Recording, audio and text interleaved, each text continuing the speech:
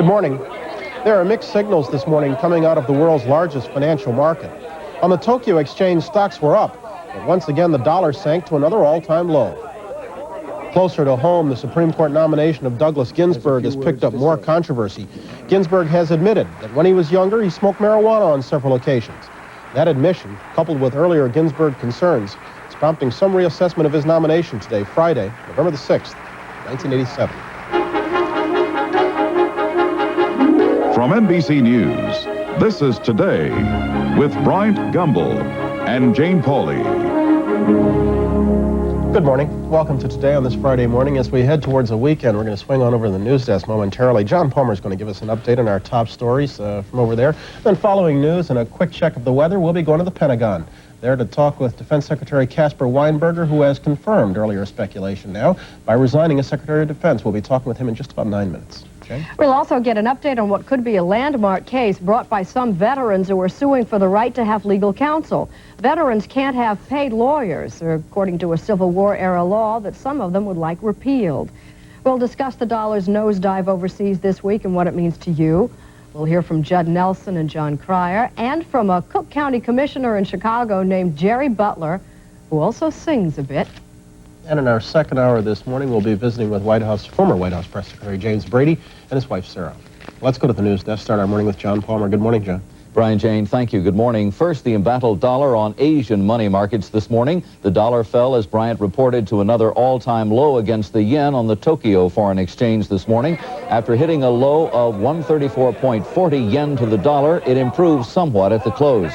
The Bank of Tokyo, once again, forced to intervene and buy up dollars to keep the value from dropping even lower. The dollar is slightly higher this morning against the mark in the pound.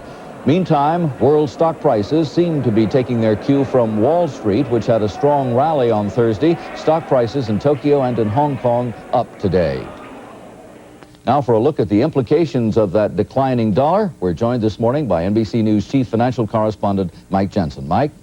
Good morning, John. As is so often the case in economics, what appears to be bad news is really good news, and that's true of the declining dollar. This country has an awful trade deficit, meaning that we import far more than we export. In order for that to be redressed, the dollar has to come down so that American companies can be more competitive overseas, so that the prices of their products are cheaper in foreign countries, and so that they can be more competitive in this country with foreign companies that export to the United States. The dollar has been coming down. So far, it hasn't made a big difference in terms of the trade deficit, and many experts believe that it probably will take another 20 or 30% decline in the dollar to make a substantial difference. That's what we expect in the weeks and months ahead. Thank you, Mike. There are conflicting assessments this morning concerning what effect and admission by Supreme Court nominee Douglas Ginsburg that he once smoked marijuana will have on his chances for Senate confirmation. Ginsburg said he smoked marijuana once as a college student in the 60s and on a few occasions in the 1970s. In the Persian Gulf, an Iranian gunboat fired rocket-propelled grenades into an American-owned Panamanian-registered oil tanker today. A fire erupted, but it was brought under control by the crew. The attack occurred 10 miles off the coast of the United Arab Emirates. The tanker was not under U.S. naval escort. There are renewed hopes for a breakthrough in the conflict between the Nicaraguan government and the Contra rebels this morning. Nicaraguan President Daniel Ortega has reversed himself and now says he will negotiate indirectly with rebel leaders on a ceasefire. Ed Rabel reports this morning from Managua. Tens of thousands of Sandinista supporters were stunned by President Ortega's announcement. Para concertar un cese al fuego. He had vowed never to talk to the Contras directly or indirectly. Now he was telling his followers that his government would begin indirect ceasefire negotiations with the U.S.-backed rebel leaders. Ortega stressed the negotiations were only for the purpose of arranging a ceasefire, not to discuss sharing power. Tampoco lo haremos con el gobierno de los Estados Unidos. No tenemos... And we will not talk to the United States about sharing power. We have no reason to negotiate with the government of the United States about the internal situation of Nicaragua. That is decided by the Nicaraguan people. In addition to giving in on talks with the Contras, Ortega announced that he was immediately pardoning about 1,000 political prisoners, most of them captured Contras. But unless the United States stopped backing the rebels who still are trying to overthrow him and his government, Ortega said he would not free the other prisoners he holds, nor lift his country's state of emergency. Ed Rabel, NBC News, Managua. We have videotape of a dramatic rescue in the Sea of Japan overnight. A fishing trawler became disabled in heavy seas and drifted into a breakwater. With the trawler in danger of sinking, rescue helicopters moved in to lift the crewmen to safety. The rescue was a success. All survived the ordeal. Moving up now on 6 minutes after the hour of 7. Again, here's Bryant. All right, John. Yeah, Thank you. Thank you very much. Willard wants you to know he's talking to his I know, broker. sweetheart. Listen, if all I can do, I'll be home as soon as I can get off the show. I told you that. I know. I'm on the air now. Okay, thank you. Good morning. I've been married, 30 years, and, she ought to know. I said, never call me at the office. Good morning. Good morning. You look terrific today. How are you? Bozo. Oh, yeah, I like your haircut. Did I you like know? yours, too. Bozo. Do you know, this is National Chemistry Week. Do you know if it weren't for chemistry, you wouldn't be able to go out and play golf? Okay, why? Because they make golf balls, the chemistry. Jade wouldn't have makeup on. We have got, have we got weather? See, this is going to be a dangerous day. Oh, look, I got enough stuff here to do a half-hour special, and Don't. probably will. Mount Washington this morning, 40 below zero. That's an air temperature 13, and they've got snow. Record-breaking heat in the Apalachicola, Florida yesterday, 85. The northwestern part of the country, Portland, Oregon, had a record-breaking 68 degree, record-breaking. Windy and flooding in Las Vegas. Nevada, that is. We also had Sault Ste. Marie, Michigan, where they had 4.5 inches of snow. Burlington, Vermont. Ski buffs will rejoice. They had 2 inches of snow up there this morning. A snow advisory for western New York State today. The good news is we expect in the long-range forecast there will be some rain in the southeast and in the northwest by next week. That is good news. But look out for some scattered snow all across the Great Lakes up into New England today. It is windy, and it is wintertime. I mean, somebody pulled the curtain down, blew the whistle, they drained the pool, everybody out, and they changed the rules. It is cold and windy. Pleasantly cool in the southeast. Southern Florida is lovely, except a spotty thunder shower or two. And some rain today from Arizona, New Mexico, West Texas, all the way back up through the Great Basin. Some snow, elevation 7,000 or above in Utah and in New Mexico. A mild, dry day in the northwest. Here's what's happening in your world this morning. Clearing skies this morning with sunshine this afternoon and a high of 57. But by Saturday and Sunday, look for a chance of rain. I'm Barbara Bunnell. Hey, Brian, get this one. This is fantastic. We have possibly the longest married couple in the United States this morning. 83rd wedding anniversary, Coralie and Oliver Glenn. Oliver's 101. Coralie is 100. They live in Elmore, Alabama. Happy 83rd anniversary. That's fantastic. 7:07, here's Brian. Ooh, that's frightening. Thank you, Willard. On Close-Up this morning, the end of an era. Caspar Weinberger, as expected, has resigned as Secretary of Defense. This after 7 years of fighting for what has become the biggest peacetime military buildup in history. Prompting the Secretary's departure, the poor health of his wife, Jane. Caspar Weinberger joins us this morning from the Pentagon. Mr. Secretary, good morning. Good morning. When did you start to seriously consider the option that you exercised on Thursday? Oh, a few weeks ago. Did any factors enter into the decision besides your wife's health?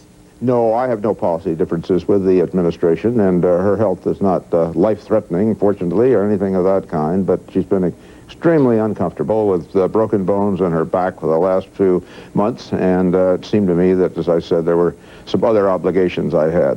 I know you had some problems with the earlier reports that her cancer was not in remission. You want to address those? Oh, yes, that was all wrong. I hate to leave on a note of criticizing the media, but that was completely wrong. She was. Why should we change anything at this point? No, I've basically been very supportive of the media, but she is, fortunately, I think that is completely finished. We've had every doctor we could find, and as I said, we found a great many who say that's finished. But the backbone, when you break bones in your back, it's extraordinarily uncomfortable, and they seem to be unable to do anything except tell you to walk around. So I just thought I had a few other things I should be doing now. I'm curious. In retrospect, are you at all surprised you stayed as long as you did? Yes, I am. The rumors that I was being dismissed started about March of 1981 and have continued more or less regularly ever since. You look back on the last 7 years. Do you consider it a job well done or a job incomplete? Well, it's not really for me to say, and I don't think you ever finish jobs of this kind, but I do think we accomplished a very great deal of what we had to do when we first came. We did find things, and a rather bad state of repair, to put it mildly. We found morale very low. We found people talking about when there would have to be a draft, not if. We found equipment that was very outmoded and not working very well, not enough of it by any means. We found our deterrent capability eroding in our position in the world, one in which we received and were entitled to very little respect from our allies or our opponents. And I think a great deal of that has changed now, and I just hope that in the rush to cut back on these expenditures, we don't give up a lot of the gains that we made. You can't finish a job like this as long as there's a Soviet Union in the world with a world domination as its goal and with enormous and virtually unlimited resources available to its military. You see, they have no public opinion over there. They don't have programs like this. But as the U.S. posture has changed over the last 7 years, don't you think the Soviet posture has too? Well, I think it's changed because we've gotten stronger, yes. But when we were weak, they didn't feel any compunction at all about wandering into Afghanistan or Angola, various places like that, or starting their build-ups in Central America. Now they are indeed talking and agreeing to the very arms control proposals they laughed at in 1981, because at that time we had no strength and they had no inducement to reduce their arms. Now they're doing it, and I think that's entirely the result of our added military strength. What we're hearing is the Weinberger hard line that we have grown accustomed to over the past 7 years. What's your response to those conservatives voicing concern this morning that your departure leaves the president without a real hardliner to lean on? Oh, no, I think he's got some excellent people to lean on and to work with in the security field as well as in others. Frank Carlucci, I've worked with now for some 17 years. Generally viewed as more moderate than Caspar Weinberger? Well, generally, you know, generally the general view isn't always correct. And he is a very fine person, an able man in every way. He will be assisted by Will Taft, continuing as the Defense Deputy Secretary, who's a superb administrator, manager, and person. And Colin Powell, I don't know that I've ever encountered anyone better than Colin in all the years of government. So I think it's a splendid team, and I don't have any worries about leaving at that time. I would have been glad to finish out the time, but I just think it was a time as I say, I had a few other obligations. A couple of quick notes. On Thursday, you quoted Churchill. You said, "I am confident history will treat me well because I will write the history." We can list your accomplishments, and you've already done some of that. What will you write as your greatest failing? Well, for a moment I was tempted to say appearing on this program, but I think that actually the real worry was that we ran into the same problems that everyone does in the field of defense investment. People get tired in our kinds of societies of spending enough for defense. That's what happened to us in the 70s, and the effect was almost ruinous. I hope it won't happen again. It just is, however, the basic fact that it's very hard to sustain public support, or at least congressional support. Actually, most of our polls show that the public was quite supportive for this kind of required investment, when people would much rather spend their money on other things and not even think about these equations of deterrence and whether you have enough and so on. Mr. Secretary, as I thank you and wish you well, let me note that you will be the sole guest on Meet the Press this coming Sunday, the 40th anniversary of that program. Thank you very much for being with us. Very nice to see you. 13 past the hour. We're back after a break. This is Today on NBC.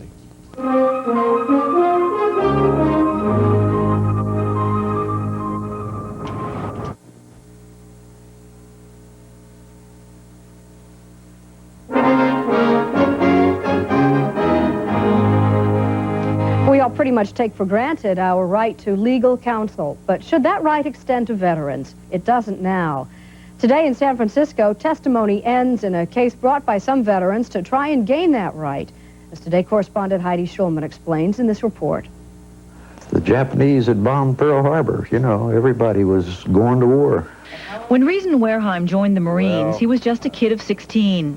Today, disability payments for his war injuries help support 6 grandchildren. He gets $671 a month, but thinks it should be more, considering what happened in Nevada in the 50s. You are here to participate in an atomic maneuver. Wareheim was one of the men the Army used to test troop readiness after a nuclear explosion. 5, 4, 3, 2, 1. First thing is the light, the blinding light that lasts for seconds. And at the same time, you're feeling a compression of your whole body. it just feels like like you're in a vacuum, and then the ground starts rolling, and you hear the wind, and everything gets real hot. And after all that, the guy hollered over the loudspeaker to stand up and look at it. After the blast, he says, they marched right up towards Ground Zero. We were pretty sunburned when we were out there. And then it wasn't long after that, all my hair fell out. And then it wasn't long after that, my teeth started coming loose. And it had never dawned on me why, you know. It didn't dawn on him for more than 20 years, until he read a magazine story on atomic veterans. He claimed disability from radiation, but the Veterans Administration turned him down. And when he later developed lung cancer, Wertheim, who's a smoker, was rejected again. It is an adversarial system. Is the VA your adversary? Very much so. You find that the Veterans Administration is really a camouflaged enemy. Wertheim wanted help fighting the VA, but he couldn't hire a lawyer. No veteran can. Federal law prevents vets from paying an attorney more than $10 to recover benefits. Has passed to prevent overreaching again by unscrupulous lawyers during the Civil War era against widows of the war. Has been in effect ever since. Gordon Erspammer represents Wertheim for free, trying to gain veterans the right to legal counsel in complex cases. Radiation, Agent Orange, post-traumatic stress syndrome. He has a personal stake in the case. His own father witnessed an atomic test in the Pacific and later died of leukemia. It's a fundamental aspect of their right to petition the government for a redress of their grievances, in this case, cancers, leukemia, various other medical problems, to be able to have the assistance of an attorney on these very, very complicated claims. The VA claims that's what its service officers are for. And what I'm going to do is go to the computer and check and see how that claim's progressing. Okay. Along with others employed by veterans groups, they're the ones who currently help vets press their claims.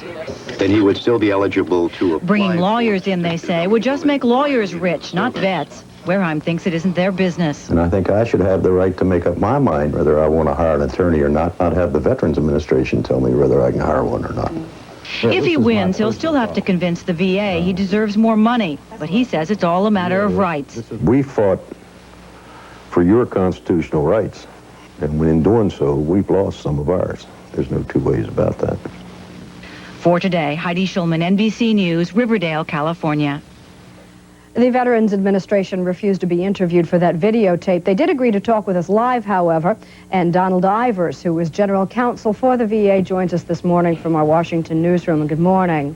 Good morning, Jane. Among the VA's allies in this case are most of the big veterans organizations like the VFW, American Legion, Disabled American Veterans.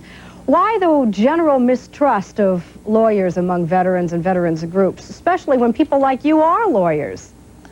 Jane, there's no mistrust of lawyers among the veterans groups or on the part of the VA. The VA is a creature of statute. There is a statute that put in place by Congress in 1862, which limits the fee that an attorney can take from a benefits claim to $10. That law was put into effect not only to prevent an unscrupulous lawyer from taking advantage of a veteran, but also to keep the benefits claims process informal and non-adversarial. That position has been reviewed on numerous occasions by Congress, and they have elected to keep the $10 attorney fee limit in place for those two reasons. You heard Mr. Wertheim say that he thinks the Veterans Administration is his adversary.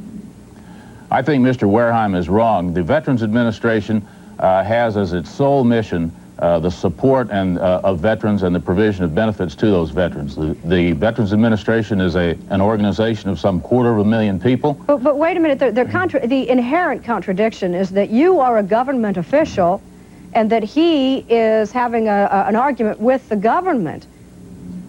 That's correct. He has brought a claim against the government, or he has sought benefits from the government for specific disabilities. He is currently drawing disability compensation for a number of other disabilities, and his claim is has been part of the action that is currently in court. You aren't trying to tell us that you think of yourself as a neutral in this case. You do work for the government, don't you? I work for the government, but my job is to see that veterans who seek benefits from the Veterans Administration obtain those benefits to which they are entitled. And that is the mission of the Veterans Administration, and that is its sole mission. Well, that has been the Veterans Administration case. The ruling on the legal suit remains to be heard. Mr. Ivers, thank you for joining us this morning. This is Today on NBC.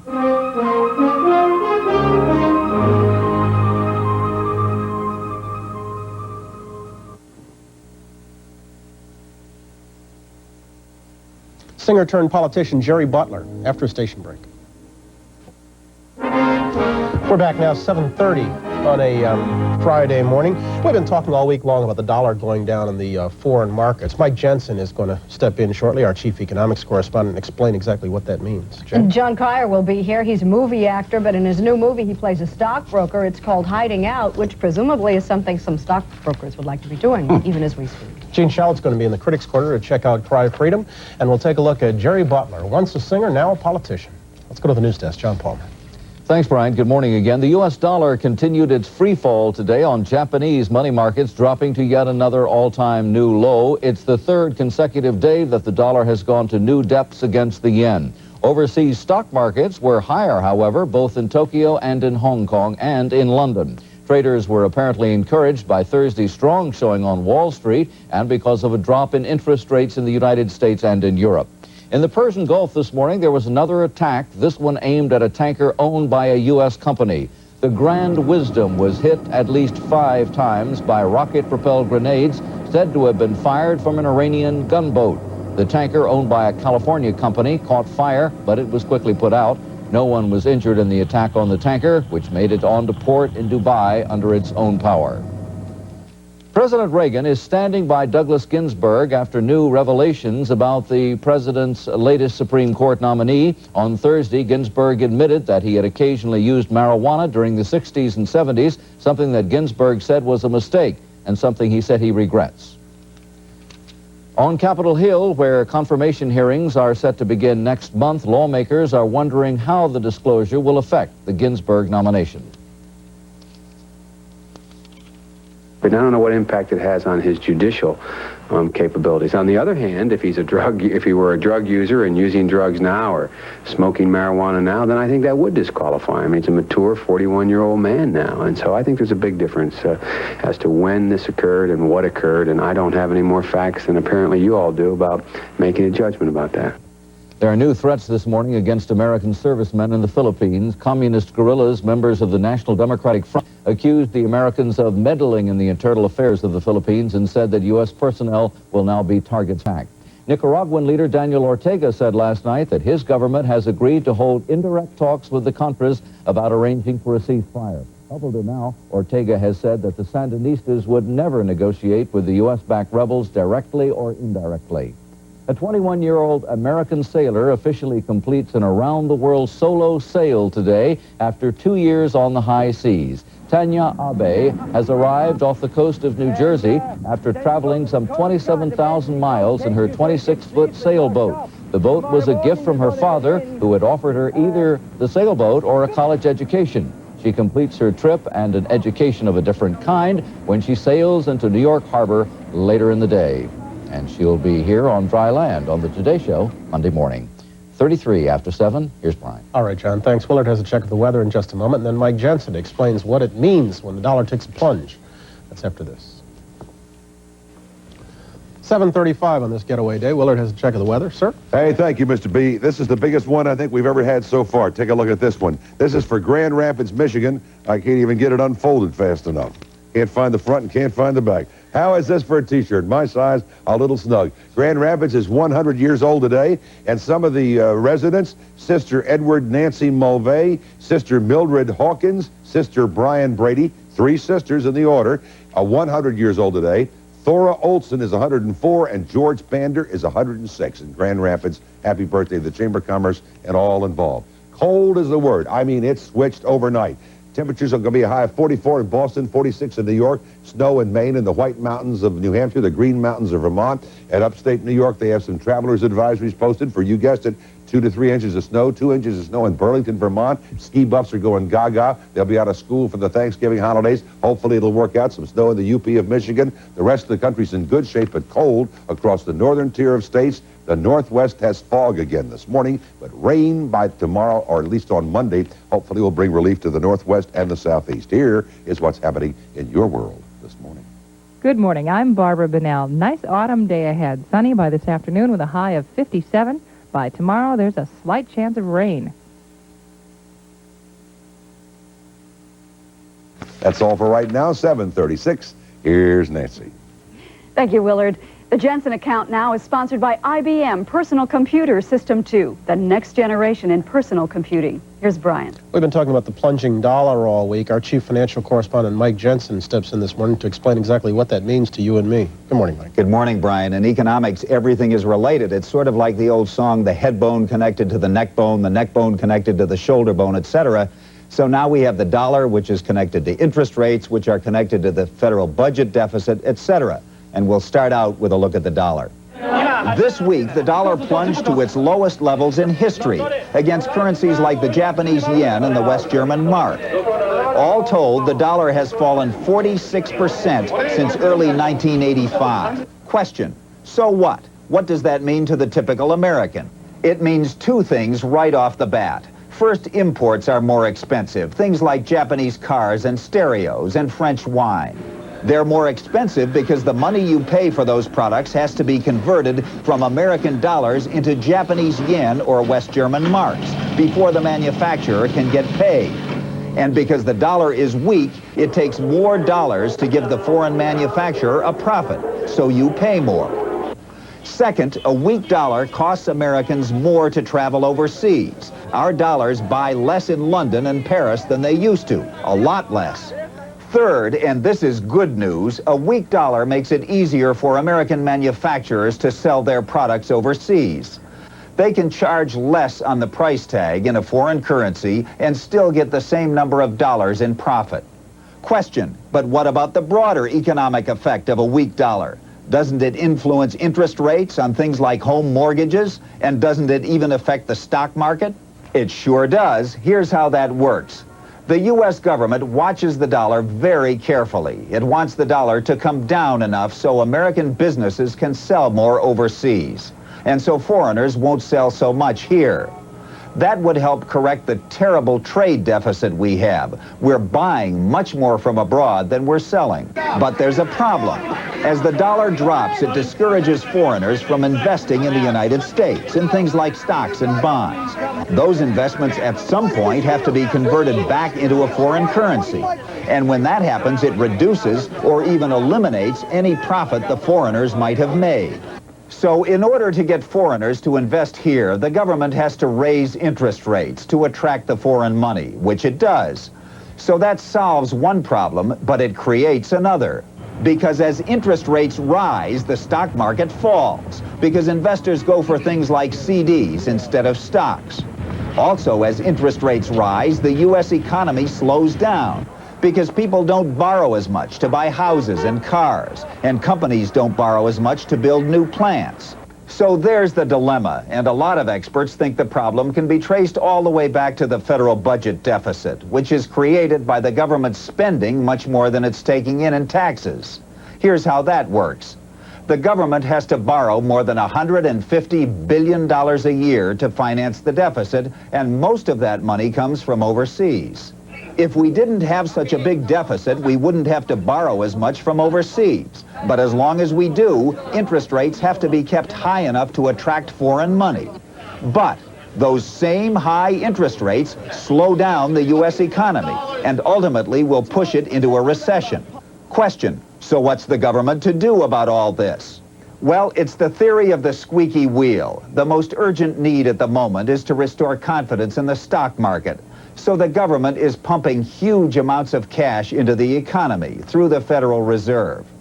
That keeps interest rates down. In fact, they've been dropping very sharply for the last few weeks. Obviously, that has been reassuring to the stock market, and it will help the economy from dipping into a recession. But that low interest rate policy can't last forever, because at some point, foreigners will stop investing in the United States if interest rates fall too much.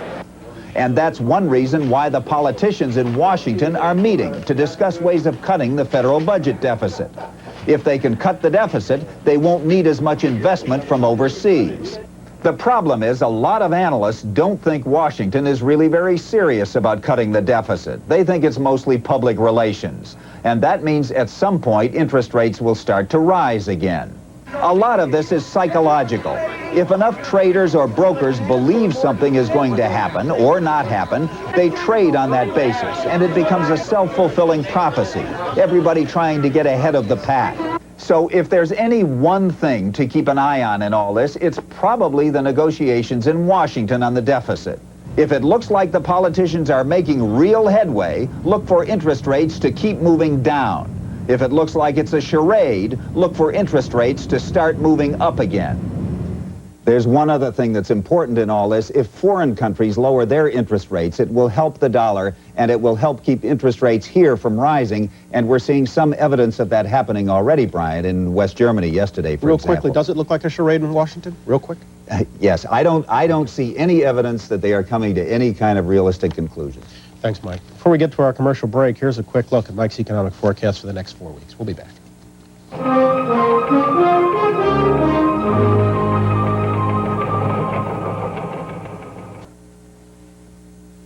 The way things have been going with the stock market, there are probably lots of brokers who've thought of hiding out for a while. Well, Jon Cryer has done just that. He's gone on the lam from the brokerage with both the FBI and the mafia in pursuit. Of course, it's only a movie.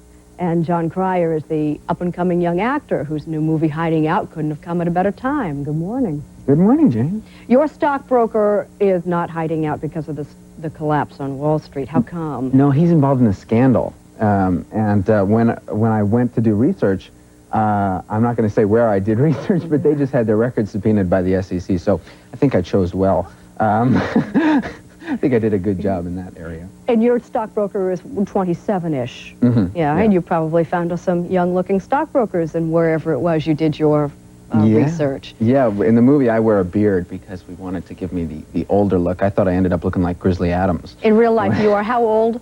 I'm 22. You're 22. Yeah. Your character decides high school would be a real good place to hide out. Yeah. Yeah, but first you've got to get in. I know. So I come up with not the greatest way of getting in, and I'm forced to register. And they asked me for my name. I have no idea what to do. You haven't invented a name. Clever idea. Let's roll the clip. First name first, last name last. Andrew.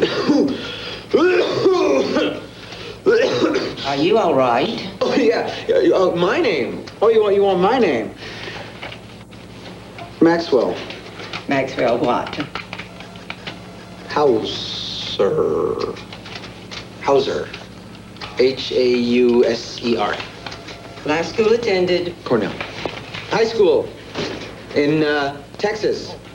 A small town in Texas. My records could take weeks. Everything takes weeks. So you get into high school, and in no time the kids want to elect you student body president. Yeah, this is a real fantasy of mine, actually, because in my high school I was a real loner. I really ostracized myself. I went to the Bronx High School of Science in New York, a very tough school. And very tough school, yes. I don't know how I got in, to be honest. Okay. When we took our SATs and everything, I got like a 1200, which I thought was real good. And I was talking to my friends in my class, and they were like, "I got a 1400. I don't know how I'm going to tell my parents." Very tough school. So you weren't a real cool guy.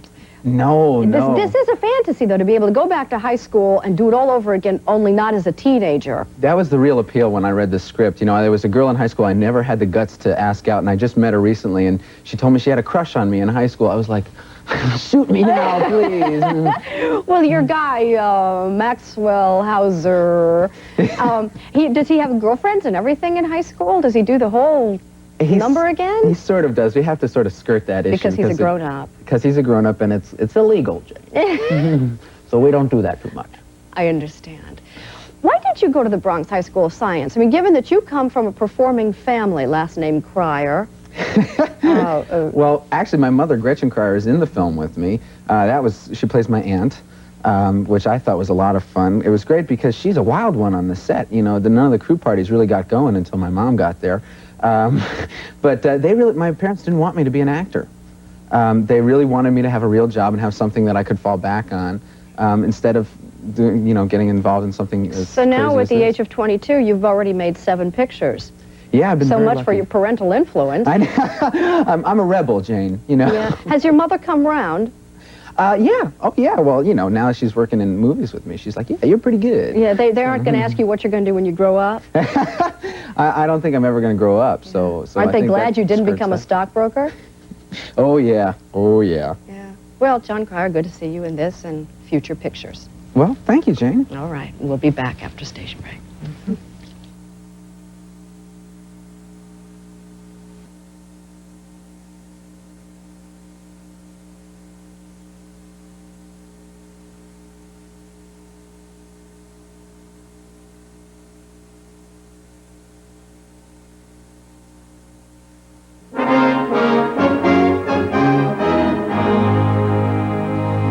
Good morning and welcome to the Critics Corner. Give Richard Attenborough a big subject and he will make a big picture. He did it with Gandhi, he did it with Oh, What a Lovely War, and now he has done it with Cry Freedom, true to the times and true to the people whose story it unfolds. Cry Freedom is set in South Africa, the story of a small group of people who stand for a large group of people who won't stand for the oppression by a small group of police state people who dominate the country. To express this huge and complex plight, Cry Freedom focuses on 2 men, Stephen Biko, a young black man living in a township shanty who is a founder of South Africa's black self-respect movement, and Donald Woods, a liberal white newspaper editor who attacks racism, whatever its source. Biko dared to denounce publicly the infamous policy of apartheid. As a result, he was banned. He was prohibited from leaving a tiny geographical area, and, aside from his family, he was forbidden to be with more than one person at a time. Biko is anathema to the South African government, but the editor boldly decides to visit him, to listen to him, with the result that a bond of respect and friendship grows between these men of such disparate backgrounds. Cry Freedom is a powerful drama of what happens to them, to Biko, who gives up his life, and to Woods, who risks his to escape and expose Biko's life and death to the world. Denzel Washington's impressive portrayal of Biko is absorbing, calm, intelligent, with the quiet, irresistible force of reason, even under pressure of a trial. And others in black consciousness speak. You say, our true leaders have been banned and imprisoned on Robben Island. Who are you referring to specifically? Specifically, we refer to people like Mandela, Sobukwe, people like Govan and Mbeki. And is it not true that the common factor with these people is that they have advocated violence against the South African government? The common factor with these people is that they have selflessly pushed forward the struggle of the black man. So, your answer to this so-called naked terrorism is to provoke violence in the black community. No, our movement seeks to avoid violence. But your own words call for direct confrontation. That's right. We demand confrontation. Isn't that a demand for violence? Well, you and I are now in confrontation, but I see no violence. Is engaging and credible as the journalist who is so enraged by injustice that he gambles all to call out to the world. Cry Freedom is a movie of passion, of inhuman barbarity that tears the emotions. It is an exciting adventure of escape. It is an important movie. That's the Critics' Corner for this morning. To music lovers everywhere, the name Jerry Butler conjures up romantic images of a smooth yet almost effortless style. The man's definitely cool, hence the longtime nickname of the Iceman. After 3 decades, the Iceman's popularity, it seems, hasn't melted a bit.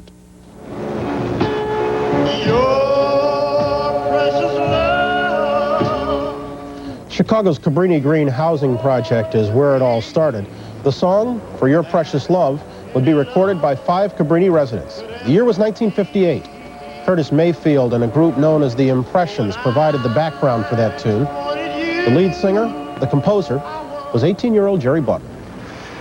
And darling, they say that Almost 30 years later now, Butler is still singing that song. On this day, it's following a motivational talk before teachers at Chicago's Senn High School. The audience, they loved it as much today as they did in '58. When people come up to you like I do and say, hey, I was raised on you. Wait, does it make you feel bad or you're flattered? No, I'm flattered, really. You know, the thing that hurts is when the young girl comes up and says, oh, can I have your autograph? And then she says, for my mother. Then you say, oh, man. Page 6, item 15. Butler is doing more than just singing these days. He serves on the Cook County Board of Commissioners, passing legislation that affects residents throughout the Chicago area and beyond. How many voted for you? 567,591. Not that you don't know exactly. I got it taped on the wall. So I didn't know I knew that many people. And when he is not in County Hall, he can usually be found at Iceman Beverages, where he's a distributor for old-style beer. A disproportionate amount of black income, as you know, is directed on alcoholic beverages. Yeah. Disproportionate amount of marketing tactics are directed towards black consumers. Any hesitations about that? Any qualms about that? Any guilt problems associated with it? Not really. If I was selling oranges, I'd want to sell as many oranges as I could sell.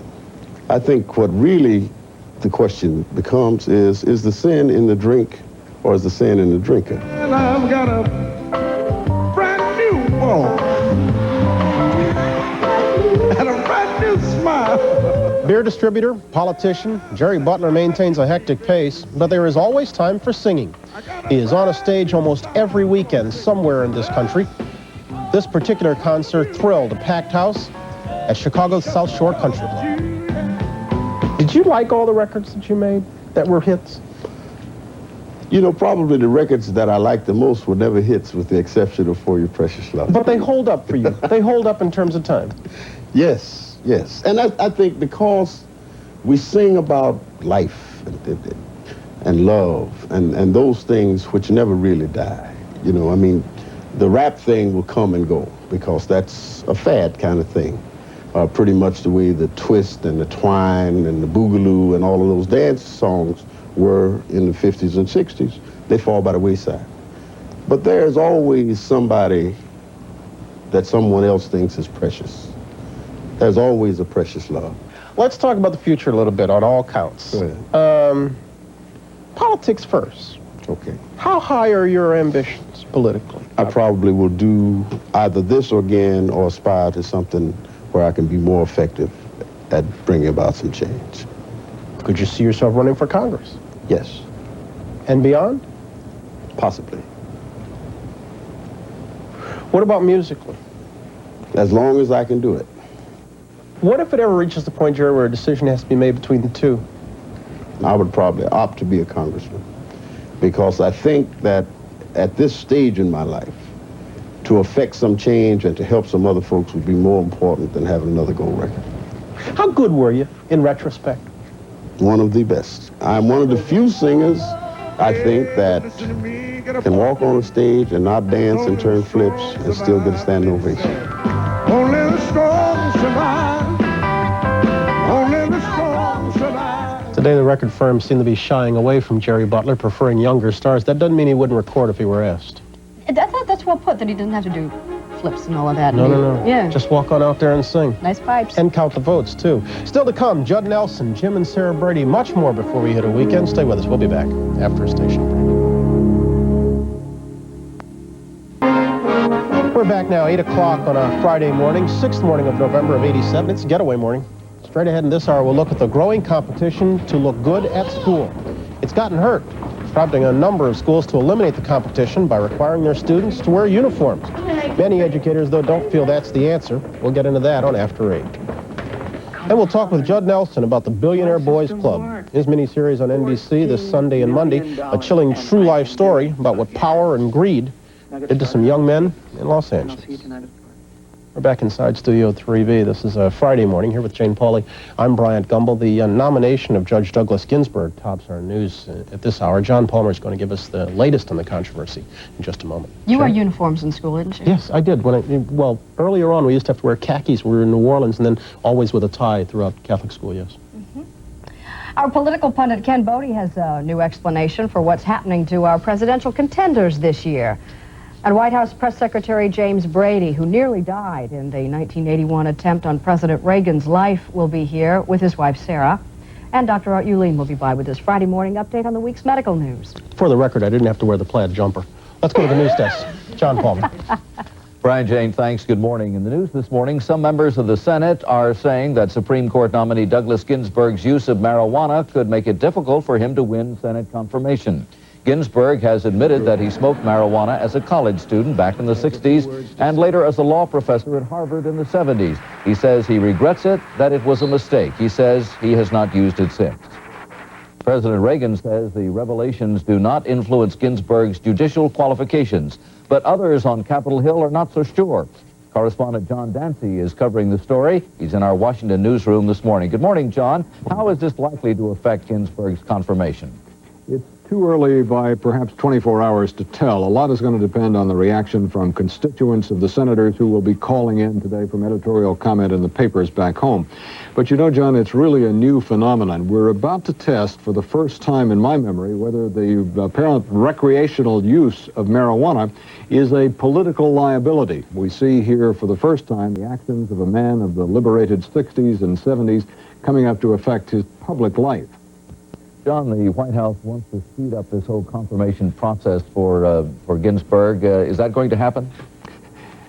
It's still too early to tell, John, whether that is in fact going to happen. Chairman Biden has said the hearings would begin on the 7th of December. But the reaction on the Hill has been fairly cautious, even from his supporters. Orrin Hatch, for example, said that this would not induce me to vote against him. Jesse Helms, however, said, well, all of us wish he hadn't done it. Jim McClure of Idaho, one of the leading conservative senators, said, had it been